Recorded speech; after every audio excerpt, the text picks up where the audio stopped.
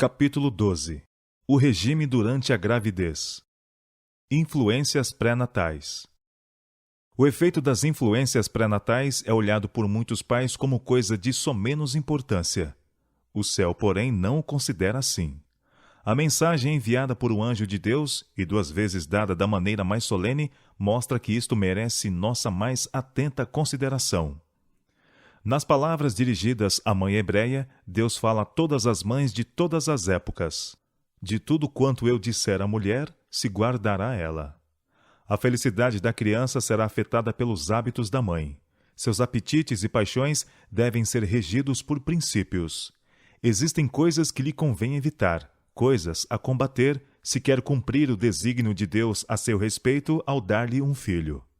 Se antes do nascimento de seu filho ela é condescendente consigo mesma, egoísta, impaciente e exigente, esses traços se refletirão na disposição da criança.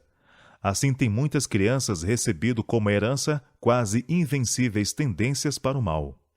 Mas se a mãe se atém sem reservas aos retos princípios, se é temperante e abnegada, bondosa, amável e esquecida de si mesma, ela pode transmitir ao filho os mesmos traços de caráter.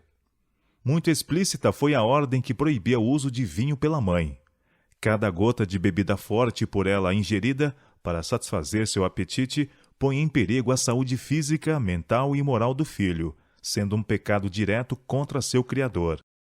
Muitos aconselham insistentemente que todo desejo da mãe seja satisfeito.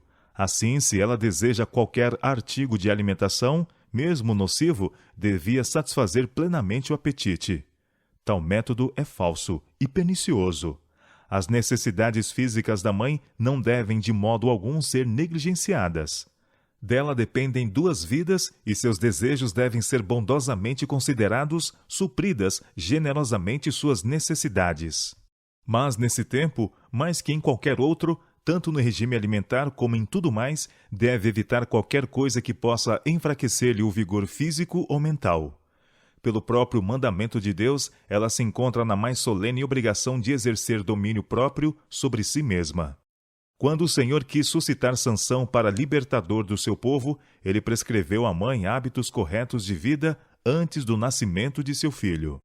E a mesma proibição devia ser imposta, desde o princípio, ao menino, pois devia ser consagrado a Deus como nazireu desde o nascimento.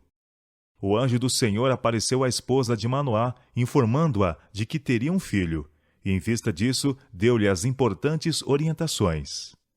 Agora, pois, guarda-te de que bebas vinho ou bebida forte, ou coma coisa imunda. Tinha Deus uma obra importante para o prometido filho de Manoá realizar, e foi para garantir-lhes as habilitações necessárias para essa obra que os hábitos, tanto da mãe como do filho, deviam ser tão cuidadosamente regulados. Nem vinho, nem bebida forte beberá. Foi a instrução do anjo para a esposa de Manoá. Nem coisa imunda comerá. Tudo quanto lhe tem ordenado, guardará. Pelos hábitos da mãe, o filho será afetado, para o bem ou para o mal. Deve ela mesma ser controlada pelo princípio e praticar a temperança e renúncia, se quiser buscar o bem-estar do filho. Guarde-se a mulher. As palavras dirigidas à esposa de Manoá encerram uma verdade que as mães de hoje fariam bem em estudar.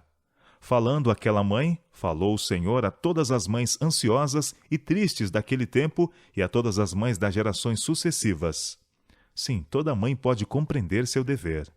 Pode ela saber que o caráter de seus filhos dependerá muito mais dos hábitos dela antes de nascerem e dos seus esforços pessoais após seu nascimento do que de vantagens ou desvantagens externas.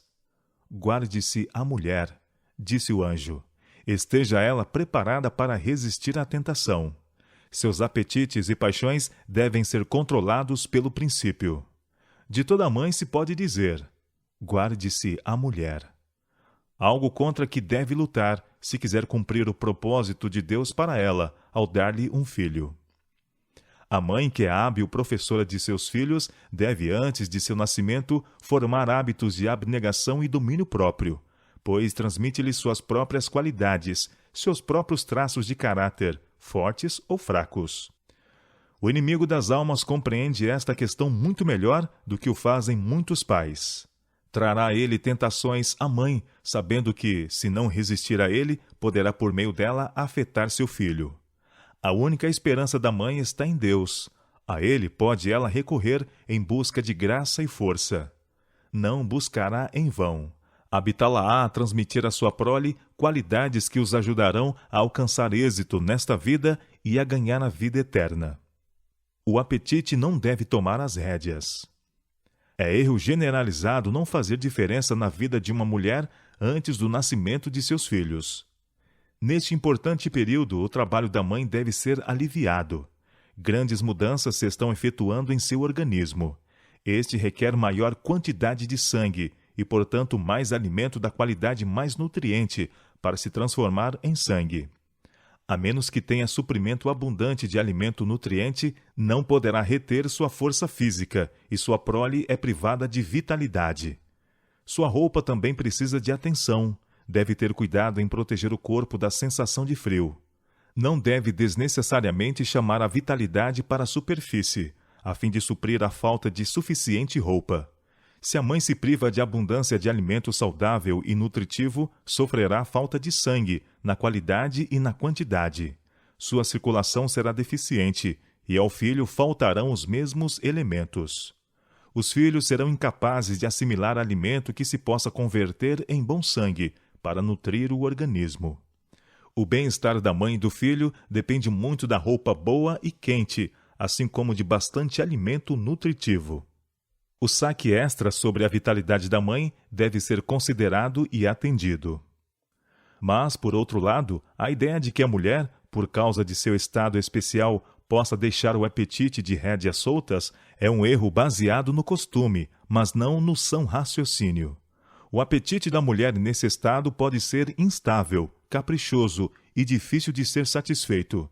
E o costume permite-lhe qualquer coisa que ela imagine, sem consultar a razão quanto a poder tal alimento suprir-lhe nutrição ao corpo e ao crescimento de seu filho. O alimento deve ser nutriente, mas não de qualidade excitante. Diz o costume que se ela deseja alimentos cárneos, picles, pratos condimentados ou pastéis de carne, que os coma. O apetite tão somente é que deve ser consultado. É este um grande erro e causa muito dano. Este dano não pode ser calculado. Se há ocasião em que seja necessária a simplicidade no regime alimentar e cuidado especial quanto à qualidade do alimento tomado, é isso durante esse período importante. As mulheres dirigidas por princípio e bem instruídas não se desviarão da simplicidade do regime alimentar, sobretudo nesse tempo. Considerarão que há outra vida que delas depende e serão cuidadosas em todos os seus hábitos, e especialmente no regime alimentar. Não devem comer o que não nutra e seja excitante, simplesmente por ter bom gosto. Há demasiados conselheiros prontos a persuadi-las a fazerem coisas que a razão lhes diz que não devem fazer. Nascem crianças doentias por causa da satisfação do apetite por parte dos pais. O organismo não requeria variedade de alimentos nos quais demoravam o pensamento. Pensar que, por estarem no pensamento, devam também estar no estômago é um grande erro que as mulheres cristãs devem rejeitar. Não devem ser permitido à imaginação controlar as necessidades do organismo. Os que permitem que o paladar os domine sofrerão a pena da transgressão das leis de seu ser. E a questão não termina aí. Sofrerá também sua inocente prole.